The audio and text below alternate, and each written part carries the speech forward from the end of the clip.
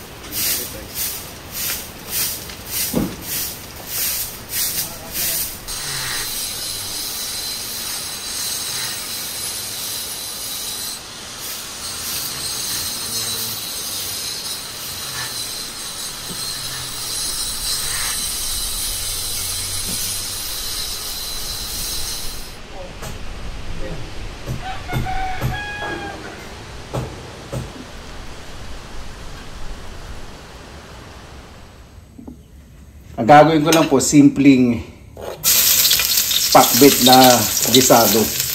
Wala po itong halong karne. Bagoong alamang lang po yung halo ko. Other ko Ilocano. Siyempre pakbet sa kanila hindi ganito. Kumbaga ito yung parang universal, tama.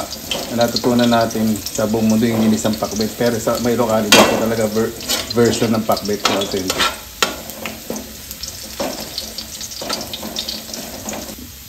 Yan. Slightly golden brown na ang bawang. Ngayon na po natin ang kamatis at sibuyas. Ito na po sa kamatis, hinog na hinog. Parang kulay ng sarsa, masarap. Isa po natin hanggang sa lumambot po yung kamatis. Maglalagay na po kung bagoong gisado dahil malambot na po yung kamatis. Hindi ko po masyadong dadamihan.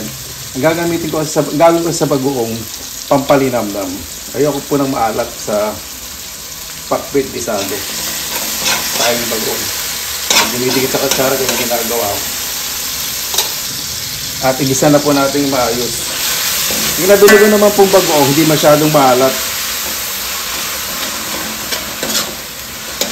Kung gusto ko gisadong-gisado yung bago para malasa. Isa natin ng maayos. Ayan, gisadong-gisado. Lalagay ko po muna yung mga gulay na matagal maluto. Ang palaya, sitaw sa kalabasa.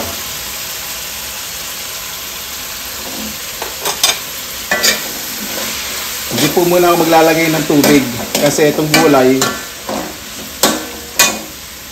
kapag nahaluan ng alat, magre-release po yun ng liquid. Maglalagay din po tayo ng konting asin para mas mabilis pong maluto yung ating gulay. Konti lang kasi maalat na yung bagoong.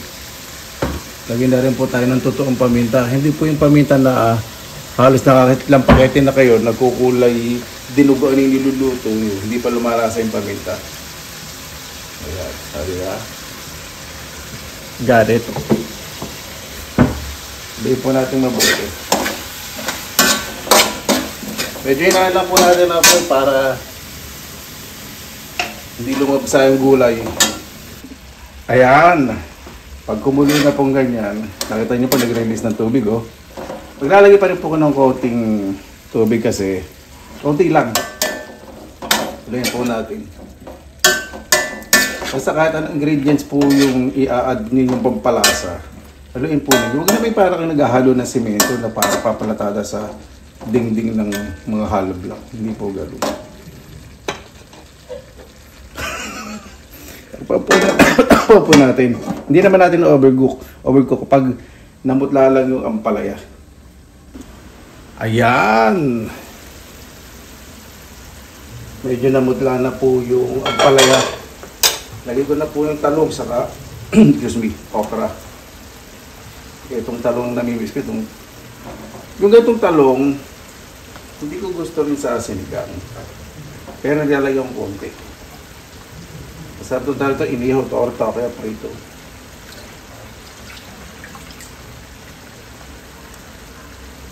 Sobrang namiss ko gulay. Ang gulay naman po ngayon, grabe presyo. Kinikilo na lahat. Maliban na lang sa mga talbos. Yun lang, hindi kinikilo. Diba natin.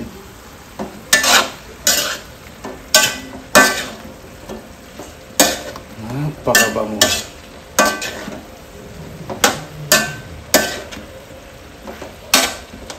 Itong talong, ito yung malakas mag-release ng liquid. Pampo natin. Naamoy ko na. Yan! Ang huli ko po ilalagay, depende na po sa inyo kung ano po yung preference po ninyo sa pagluto ng pakbet na ginisa. Talagay po ang talbos ng kamote, gusto nyo kangkong, gusto nyo alugbati. Kung malakas ang trip nyo, gusto nyo talbos ng aratilis. Hindi. Hindi. Hinahin natin bagya. Etong talbos, siyempre, ayoko pong i-overcook. Ayoko pong malagsa. Yan po yung gusto ko eh. Ito yung maglalagay ako ng recado, pampalasa, ingredients. Daan-daan ko pong halo para lumasa yung sarsa. Lumasa sa niluluto. Ayoko po kasi pwede na yan. Ayoko. Para po talaga na-enjoy po ninyo yung mga invention nyo, di ba? Iba po natin. Lalantahin lang po natin yung talbos ng kamote. Yan. Yan, ready na po. Ayan po yung gusto ko sa talbos ng kamote. Hindi overcook. Pero luto. Kaya na po tayo. Mabuhay! Yan. Maraming salamat na po sa Panginoon. Kasama-sama na po tayo. Naway safe po ang lahat. Kanina po talaga lumindol. Kala ko nahilo lang ako kanina. Sabi ng bayo ko, lumilindol. Naway safe po ang lahat. Bago po tayo masapasalamatan po muna natin ang Panginoon. Panginoon, maraming salamat na po sa biyaya binigay po sa amin na bawat isa po ay ligtas. Lalo na po yung malalayo po sa kanilang mga mahal sa buhay. Naway lahat po ng umalis sa tahanan ay makabalik po lahat ng ligtas, Panginoon. Lahat po may pinagdadaanan sa puso't isipan, problema, sakit ay umalik po, Panginoon. Kaya po bahala po sa amin, isinusuko na po namin sa inyo lahat sa kanila Jesus. Sana po natin.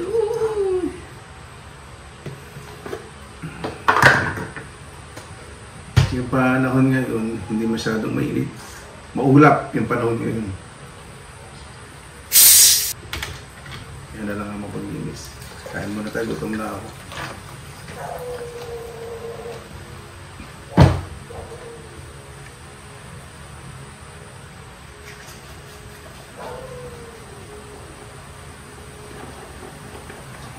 Ayan.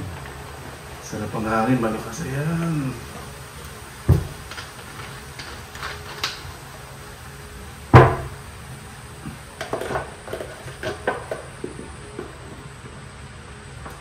Natin ito.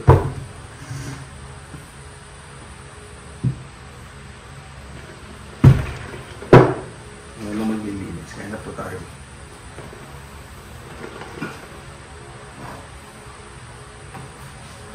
Kasi natin siya. Nagkit yung mesa.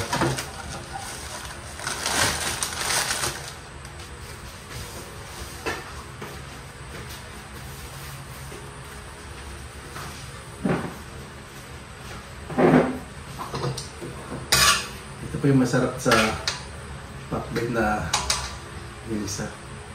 Kahit walang halong karne. Pinsan ko.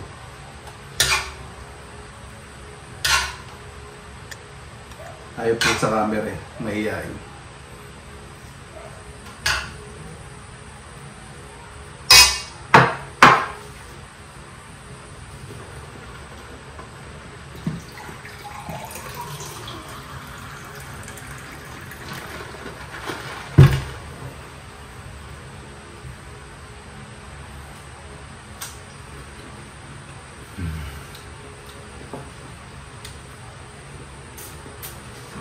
Ako? Pagkakaan pa ka ng pakbet, tumiprito, o kaya mangga at bago.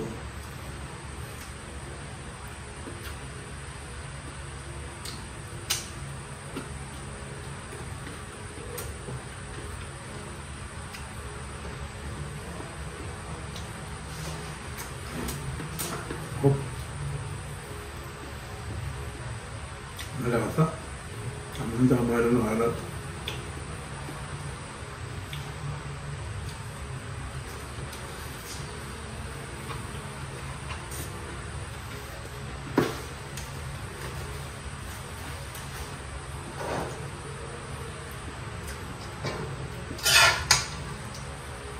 Talbos.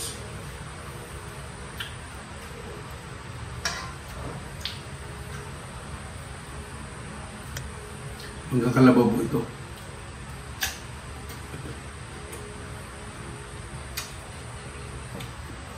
Gusto mo ba ng gulay, Freddy? O Tira mo na lang ako. ang dami nito? Makain ka ba ang palaya? Tapos na? Makain ka ba ang palaya? Hindi pa. Makain ka ba ang palaya? Ay, wala. Wala pa kasi. Kumakain lang pala yun. Ah, ito. Namaya, sa mayan. Tapos na?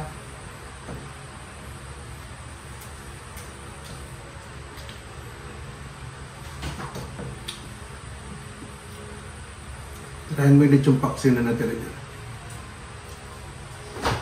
Sa container. Sa may takip na plastic, hanapin mo. Baka nakapatong yung hotdog. Ayan. Dami ulam.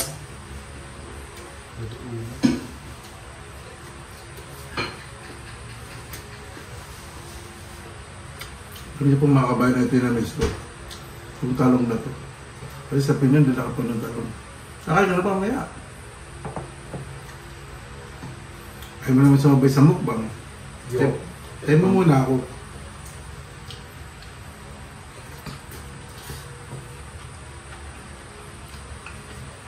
Sana yung mukbang na nakakarating ng ano? Ng Las Vegas. Baka mo na magsalita. Baka mara ka na naman sabi.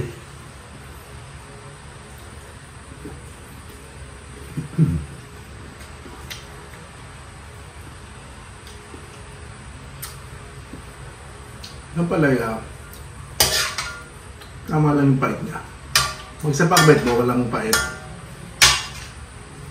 Ano, parang may kulang. Pero ito ka lang, konti lang yung pait.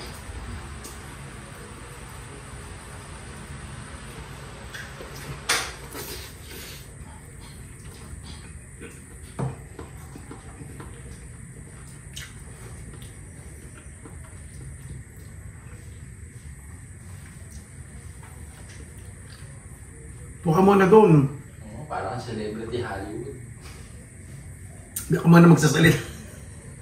Puka muna.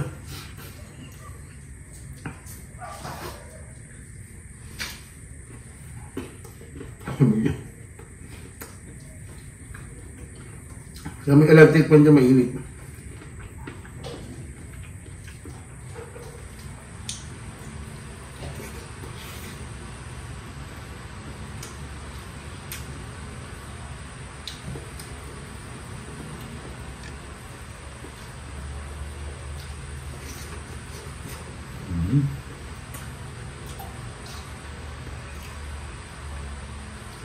Namiss ko yung palaya. Iba talaga lang siya naman. Ang palaya sa liwa talaga.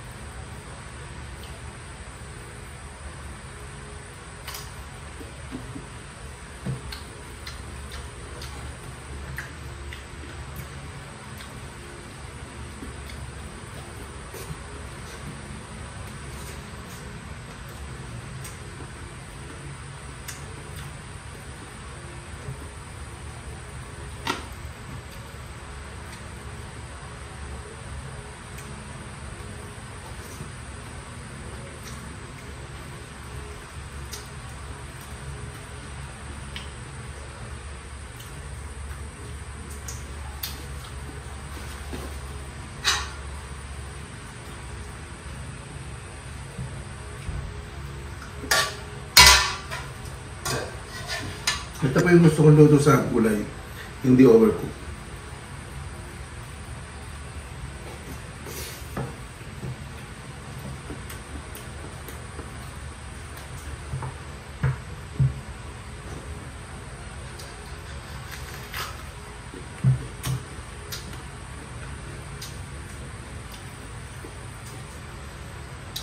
Sa magtatanong po kung bakit di ko makasama si Papa at si Nanay, kasi pinapagawa ko nga po nito yung proyekto para sa kanila, wala pong space.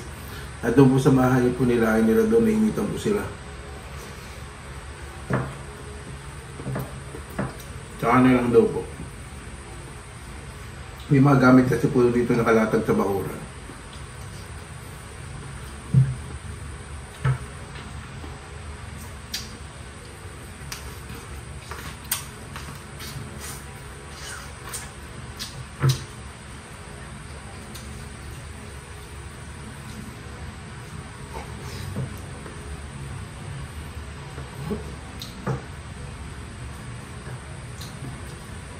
Iba talaga yung lasa po ng kalabasa sa atin. Ano, manamis-namis kasi yung kalabasa po doon sa Pinoy, di ba lasa?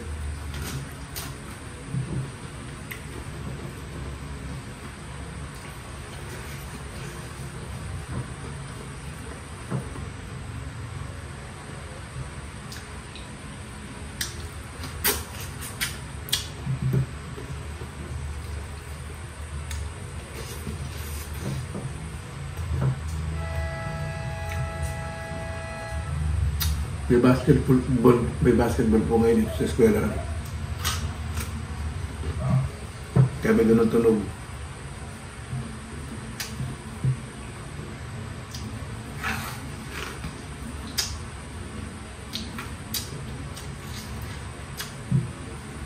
Ito po mga binili ko po sa pinsan ko. Dito lang.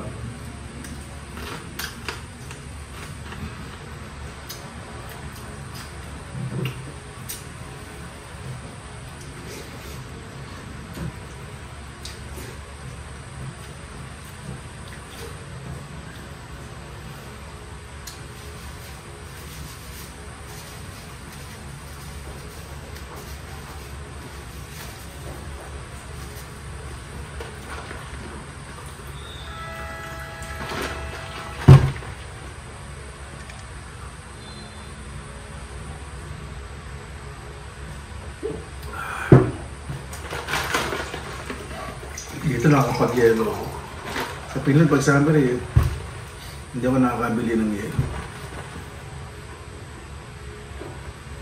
Magawa na lang ako.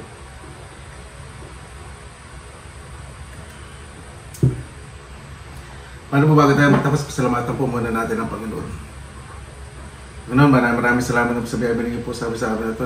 Ang bawat may pinagdadaanan po ngayon, na halos gusto na po sumuko sa buhay, bigyan niyo po lakas ng loob para po lumaban at magtagumpay po sa mga pagsubok na binibigay po ninyo. Dahil alam po namin sa bawat pagsubok na binibigay ninyo ay doon po kami makakita ng lakas at matututo. Kaya na po ang bahala po sa amin, isinusuko na po namin sa inyo lahat sa kanilang susunod. Paano po? Maraming salamat po sa inyo oras na ilang sa pinilalakbay. Basta lagi po tayo positive vibes, good vibes. God bless, ingat po lagi, magandang araw. Laban lang!